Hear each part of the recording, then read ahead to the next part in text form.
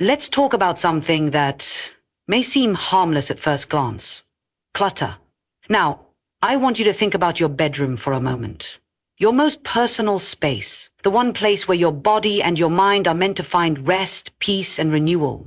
Yet so often this sacred space is filled with things we don't need, don't use, and haven't looked at in months. Some of us even keep things just in case: old clothes, expired lotions, broken jewelry, boxes full of who knows what under the bed, drawers that barely close, and we call it normal. But I want to challenge that today. Clutter isn't just physical mess. It's symbolic. It's a mirror of our internal world. When your bedroom is crowded with things that no longer serve you, that energy clings to you. It lingers in your spirit. You start to feel stuck, heavy, uninspired. You may not realize it, but clutter quietly speaks a language. And what it's telling your subconscious is, I don't trust that there will be more. Why do we hold on to a pair of jeans that hasn't fit in 5 years? Or an old phone charger for a phone we don't even own anymore? Because at some level, we're operating from fear. A fear that says, I might need this someday. That fear is rooted in a poverty mindset, and what you keep in your physical space reinforces what you believe internally. It keeps you tied to the past, and poverty thrives where there is no room for progress. And let me ask you this: how can abundance flow into a space that's already full of the past? How can prosperity find its way to you if your surroundings tell the universe that you're still hanging on to what no longer belongs in your life? Let's go deeper. That stack of unread books on your nightstand, it's not just clutter. It might be a reminder of guilt, of what you should be doing, of the time you think you don't have. That pile of receipts in the drawer, it might be echoing fear around finances. That old sweater you never wear but can't throw away because of the memories attached. It might be reinforcing a reluctance to let go of who you used to be. Everything in your space carries energy. And when your bedroom becomes a storage unit of someday items, you begin to live in the emotional weight of delay and scarcity. Clutter slows you down. It keeps your vision clouded. You can't dream clearly in chaos. You can't rest fully when you're sleeping next to the emotional debris of your own fear and resistance. Now, I'm not saying everything in your room has to be minimalist or perfect. But everything in that space should feel like it belongs in your next chapter, not the one you've already lived. You should walk into your bedroom and feel a sense of openness, clarity, and possibility. Your environment should reflect where you are going, not where you're stuck. Clearing clutter is more than cleaning. It's a spiritual act. When you release what you no longer need, you're declaring to life, I'm ready for more. You create a vacuum, and life abhors a vacuum. It rushes to fill it. But what it fills it with depends on the energy you're putting out. If you clear space with a sense of trust, gratitude, and expectancy, then what flows in will match that vibration. Some of us are praying for breakthrough, for opportunity, for financial increase, but we're sleeping in rooms full of resistance. We ask for new beginnings while holding on to symbols of limitation. That contradiction blocks blessings. It confuses your spirit. But when you begin to remove the unnecessary, the useless, and the outdated from your sacred space, you begin to align your outer world with the inner one you're trying to build. Don't underestimate the power of removing a box from under your bed, or clearing a dresser top, or letting go of that dress that still has the tags on it from 3 years ago. These are more than actions, they are declarations. They say, I'm no longer attached to lack. I am making room for abundance. I trust that what's coming is better than what I'm releasing. If you want to invite more wealth, more clarity, and more peace into your life, begin where you sleep. Remove the clutter, and you'll be amazed at what begins to rise in you. Clear the space, and prosperity will find you. Now, let's talk about something else that often goes unnoticed in our bedrooms but has a powerful influence on the energy we carry: broken things. Yes. Broken lamps, drawers that don't slide properly, alarm clocks that haven't worked in months, that one shoe with the worn-out sole that you've been meaning to fix. We see them so often that we stop noticing them. But just because you've stopped seeing something doesn't mean it's stopped speaking. Broken things whisper a message into your spirit every single day, and that message is one of disorder, dysfunction, and delay. You may not be hearing it with your ears, but your spirit is absorbing it. Every time you reach for that dresser knob that's loose, or ignore the light bulb that flickers, something inside you is learning to settle for what's not working. It's learning to tolerate what's beneath you, and over time that shapes how you show up in life. You see, nothing in your environment is neutral. Everything either supports your forward motion or holds you back. And broken items, no matter how small, are symbols of neglect. They're a quiet agreement with stagnation. They're saying, this is good enough. I can live with this. And the problem with that mindset is it doesn't stay contained to your bedroom. It spreads into your choices, your finances, your relationships. You start lowering your standards without realizing it. You start operating from a place of survival instead of vision. Now listen, I'm not talking about being materialistic or perfectionistic. I'm talking about spiritual alignment. Because when you allow broken things to remain in your space, you are sending a message, first to yourself, then to life, that you don't believe things can be whole again. And that belief begins to create your reality. You stop expecting wholeness and you stop pursuing it. Think about it. You wouldn't go into a meeting with a cracked phone screen and a broken pen and expect to close $1 million deal. Why? Because broken tools reflect broken preparation. And the energy of what surrounds you becomes the energy you carry with you. That broken fan in the corner, that's not just a repair project you haven't gone round to. It's a metaphor. It's a reflection of energy that once moved freely, now stuck. And as long as it remains there, unmended and ignored, so too does a part of your spirit stay stuck. You're telling your subconscious, this is as far as we go. We cope, we don't correct. Some of us are praying for open doors, for abundance, for breakthrough, and yet we're living in spaces that reflect the opposite. We're surrounded by broken mirrors, broken handles, broken expectations. And it's not about the object, it's about the message that object is reinforcing. When you remove or repair what's broken, you're not just fixing a thing, you're restoring a part of your power. You're reclaiming your authority over your atmosphere. You're saying to your life, I refuse to agree with dysfunction. I choose alignment. I choose restoration. That's a powerful statement to make, and you don't need a microphone to say it. Just fix what's not working. Remove what no longer functions. You don't need to overthink it. Just act in alignment with where you want to go. Sometimes we confuse endurance with faith. We think that living with less or settling for broken things is somehow noble. But faith is not about tolerating brokenness. Faith is about expecting wholeness, even when you haven't seen it yet. Faith is repairing the lamp because you believe your life is worth living in the light. Faith is removing the broken chair because you believe there is a better place to sit coming your way. Your bedroom should be a reflection of how you see yourself. Not just physically, but energetically. If something is broken, don't just walk around it. Don't keep telling yourself you'll get to it later. That later is often a form of resistance, a way we delay our own healing, our own growth. Because when you start repairing the things around you, you will feel the shift within you. Suddenly you start believing that maybe, just maybe, what's broken inside of you can be made whole too. And that's the invitation tonight. Stop agreeing with brokenness. Start choosing wholeness. Not just in theory, but in practice. One drawer, one bulb, one broken zipper at a time. Clean it, fix it, or remove it, and watch the atmosphere of your life begin to change. Wholeness begins with what you choose to tolerate.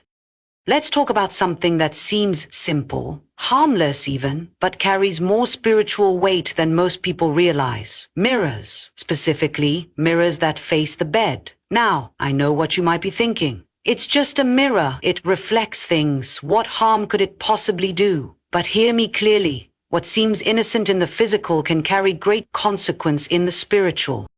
You see, your bedroom isn't just a room. It's a sanctuary. It's the place where your body comes to rest, but more than that, it's where your spirit recalibrates. It's where your dreams unfold, where your thoughts soften. It's where vulnerability meets restoration. So what you allow to face you while you sleep matters. The mirrors are not passive objects. They reflect energy, they double it, they bounce it, they move it in directions it was never meant to go. And when a mirror directly faces your bed, it does more than show your reflection. It disrupts the energy your body is trying to settle into.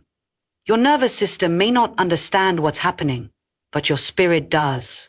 Your sleep is lighter, your dreams more chaotic. You wake up feeling like you've been watched or drained. That's no coincidence. That's the mirror echoing unrest into your most vulnerable hours. Now, I'm not saying mirrors are bad, but placement matters. Mirrors magnify. So if they're facing your bed, ask yourself, what exactly are they magnifying? Is it peace? Or is it confusion? Is it abundance? Or is it the clutter and emotional residue we talked about earlier? Because mirrors don't filter, they don't pick and choose, they reflect it all. And when they reflect you while you sleep, your most unguarded state, they are holding up a version of you that is incomplete. That version doesn't speak of your future. It echoes your current state back to you again and again. It keeps you tied to where you are.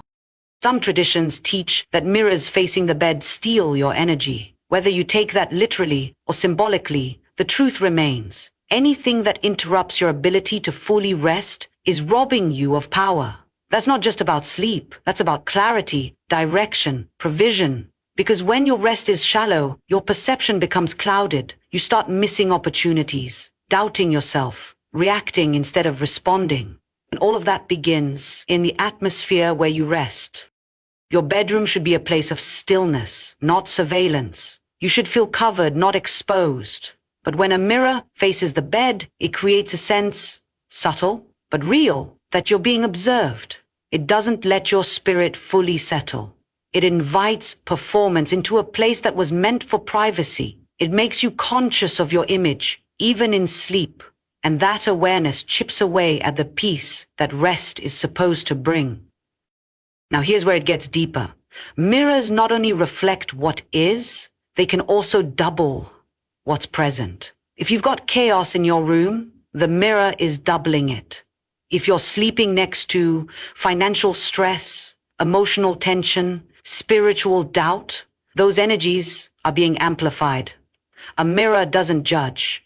It simply reflects and returns. So if you're trying to shift into a new season of peace, of clarity, of provision, but the room you're sleeping in is reinforcing what you're trying to leave behind, you're going to feel that resistance night after night. Some of you have been wrestling with sleepless nights, unexplained anxiety, fatigue that sleep doesn't fix. And you've looked for solutions everywhere but your environment. But what if part of your breakthrough isn't in what you're doing, it's in what's surrounding you while you do nothing, while you sleep, while you lie still? What if the mirror across from your bed has been silently echoing back a version of life you're trying to outgrow? This isn't about superstition. This is about spiritual alignment, about understanding that everything in your room is either supporting your vision or sabotaging it. And when you remove that mirror or shift it to another wall, you're not just moving furniture, you're making a declaration. You're saying this space will no longer reflect confusion. This space will no longer amplify what drains me. This space is now a portal for peace. That's a powerful decision. Because the moment you start rearranging your room to match your intention, the universe responds. God responds. Your spirit responds. Everything starts to move in harmony with what you've decided you deserve. And you begin to wake up, not just from sleep, but into purpose. So if there's a mirror facing your bed tonight, I want you to think about what it's been reflecting back to you. And if that reflection doesn't align with your next level, your breakthrough, your peace, then it's time to move it. Not tomorrow, not someday, tonight. Because when you remove what disturbs your rest, you invite in everything that restores your life. Peace begins when you stop reflecting what you're trying to heal from. Let me speak to something subtle, something that many overlook, but it carries more weight in the spiritual realm than most of us realize. Dead plants and artificial flowers. Yes, I'm serious. That little wilted plant on your windowsill or that fake bouquet collecting dust in the corner. Those things are not as harmless as they seem. In fact, they could be quietly working against the very abundance you're trying to invite into your life. Now I know we often keep these things because they're pretty, or because someone gave them to us, or because we think they add a nice touch to the room. But in the spirit, in the energy of a space, everything speaks, everything holds vibration, and dead things, they carry the energy of decay, of endings, of what used to be alive but is no longer. And when you allow that into your bedroom, the most intimate, sacred space in your home, you're allowing the presence of decline to live beside you. You may think you're just too busy to water it, that you'll get around to replacing it soon, but in the spiritual, there's no just, there's no casual. Your space mirrors your mindset, and a dead plant sitting in the corner is saying something about what you've accepted. It says, this is okay, this is enough. But what is enough for you? Lifeless things? Withered leaves? A symbol of something that once grew but no longer has breath? That's not just a plant dying. That's a message being spoken into your atmosphere. And the message is stagnation. And then there are the artificial flowers. I know they don't wilt. I know they're low maintenance. But hear me. They are lifeless. They are plastic imitations of what God created to live and breathe and grow. And anything that imitates life but carries no actual energy of life is a spiritual contradiction. It might look good on the outside, but it's empty on the inside. And if you surround yourself with things that are pretty but dead, you begin to normalize that energy in your own life. We don't always realize how these small choices add up, but they do. You allow one symbol of lifelessness in your room, and slowly the atmosphere begins to match it. You start to feel tired for no reason. You lose a bit of motivation. Your ideas feel dull. The opportunities you once attracted don't seem to find their way to you anymore. And you think it's just stress or timing. But often, it's your environment, reflecting the energy you've allowed in. You see, life is meant to flow. Growth is meant to continue. But you cannot grow where you've allowed death to dwell. You cannot step into newness while clinging to what has already finished its cycle. That's not how prosperity works. That's not how breakthrough happens. You have to make space for life to live. Now, I want to be clear. This isn't about guilt. This is about awareness. It's about choosing to honor your space and your spirit enough to remove what no longer gives life. It's about understanding that everything you allow into your bedroom is shaping your internal reality, night after night, moment by moment. And if you are serious about shifting into a new season of peace, of purpose, of provision, then you have to start surrounding yourself with what reflects that season. A live plant, even a small one, carries the vibration of growth, of breath, of natural movement. It's not just decor, it's a declaration. It says, I believe in nurturing. I believe in tending. I believe in increase. When you water that plant, you're watering your own capacity to steward life. You're participating in a cycle of care that reflects your readiness to receive more. That's powerful. That's spiritual. And for those who say, I don't have a green thumb, hear me. This isn't about perfection. It's about intention. You don't need a jungle in your room. You just need one thing that is alive, one thing that grows, one thing that reminds your spirit every time you look at it that life is still moving, and so are you. But if it dies, let it go. If it no longer grows, remove it. Don't let your bedroom become a resting place for what once lived. That is not the energy of abundance. That is not the atmosphere of a person who is moving forward. And I know you're here tonight because you're ready to move forward. So take a look around your room. That plant that's lost all its color, that bouquet of plastic roses that have gathered more dust than love, those aren't just decorations. They're agreements. And you have the power to change the agreement. Choose life. Choose energy that breathes. Choose symbols of the future, not remnants of the past. When you surround yourself with life, life will begin to surround you. Let's lean into something that's often hiding in plain sight, unused electronics and old gadgets.